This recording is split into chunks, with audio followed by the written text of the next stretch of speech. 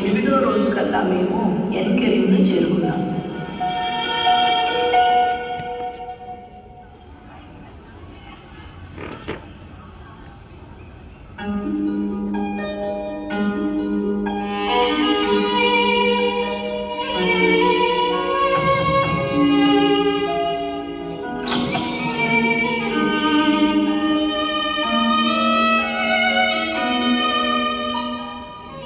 నీవు స్త్రీలందరిలో ఆశీర్వదించబడిన దానిసనే.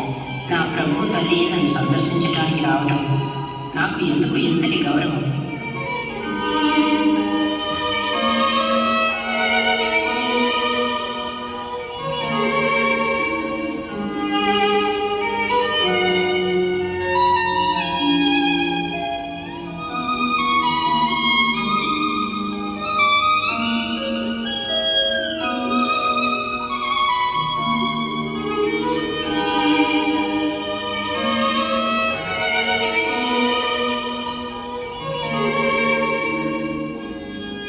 నా పట్ల దేవుని ఉద్దేశం ఏంటో పూర్తిగా గ్రహించలేకపోతున్నాను.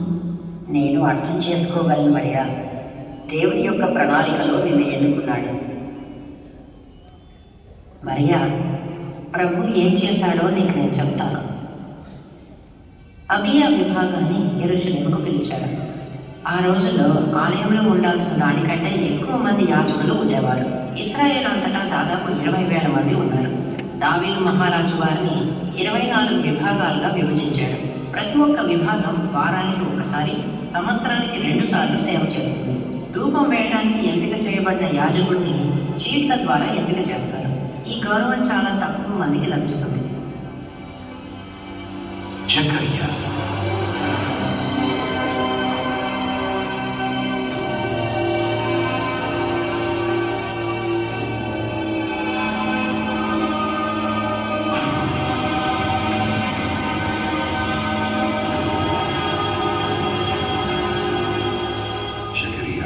భయపడకు, నీ ప్రార్థన ప్రభువు విన్నాడు.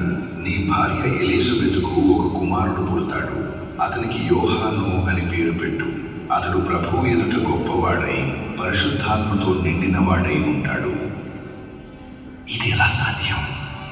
నేను వృద్ధుణ్ణి, ఎలిజబెత్ కూడా గర్భం దాల్చే వయసులో లేదు.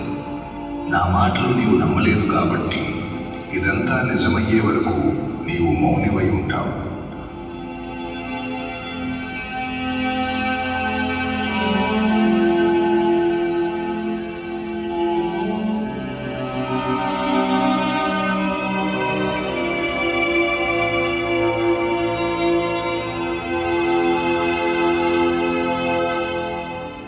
జకర్యా తిరిగి వచ్చినప్పుడు అతను మాట్లాడలేకపోయాడు. కానీ తన చేతుల సంకేతాలతో జరిగిన ప్రతిదాన్ని నాకు వివరించాడు. ఆ తర్వాత దేవదూత చెప్పినట్లుగానే ప్రభువు నా గర్భాన్ని తెరిచాడు.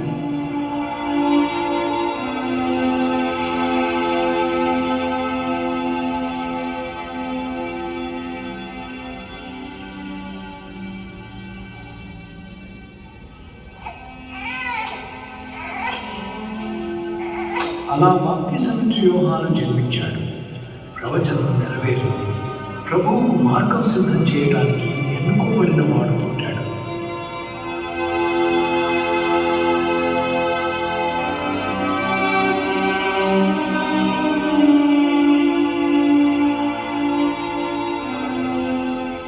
నేను అక్కడ 3 నెలలు ఉన్నాను.